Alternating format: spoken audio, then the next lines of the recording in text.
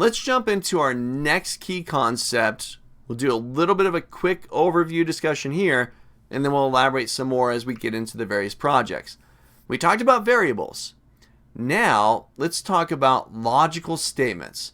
We're going to introduce some if structure. If something's true, then perform this task. If it's not true, then do something else. Or check for another condition and perform this task if that's true. But we want to create some logic. This is going to open up the possibilities for creating some type of flow within your VBA code. All about conditions. Check to see if it's true. If it is, then do this. If not, then let's move on to something else.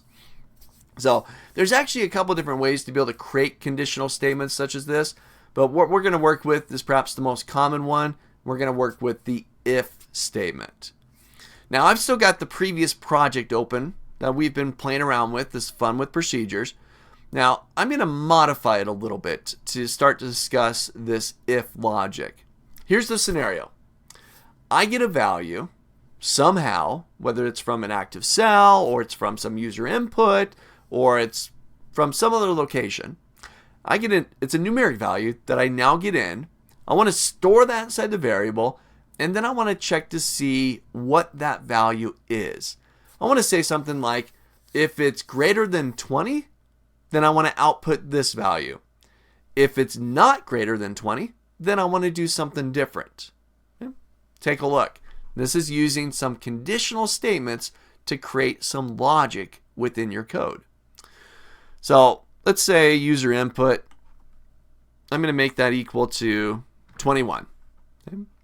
So we got our variable already. We created that earlier. I've got my user input. I'm now making it equal to this numeric value here. And I'm going to come down right below that line, and I'm going to drop in some logic here. I don't just want to output that value. I want to check to see what that value is. Are you more than 20? Then I want to do something.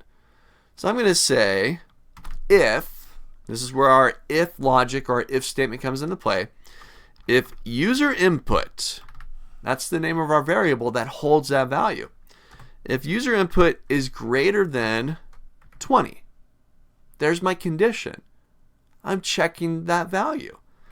If user input is greater than 20, then, and I'm going to drop down a couple of lines, and I'm going to end the if. So here's my initial if statement. My first line specifies my condition. If this is true, then do something. We're going to tell it what to do right here. And then when it's all done, we're going to end the if. The beginning, the ending. So I'm going to drop in between, and I'm going to say, well, if that's true, then we'll say ActiveCell.value equals access granted. All right, let's make this window a little bit bigger here. There we go. So if user input is greater than 20, then we'll change the active cell, whatever the active cell is, whatever cell that is, its value is equal to access granted. Well, what if it's not? What if it's not greater than 20? Well, then we can add an else. So now I'm going to say, if, check this condition, if it's true, then do this.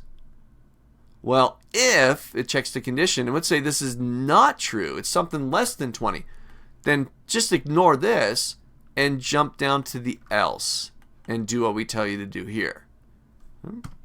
So I'm going to come down here, I'm going to take this line, and I'm going to paste it up here. We'll just output what they put in.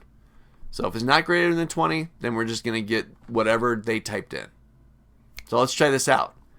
So I got my two windows here. Let's get them side by side each other.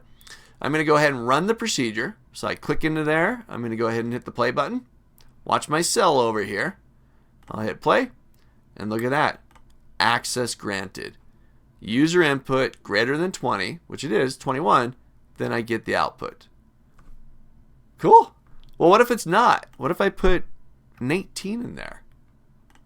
right? And I go run this. Let's go to a different cell. I go click into my procedure. I hit the run button.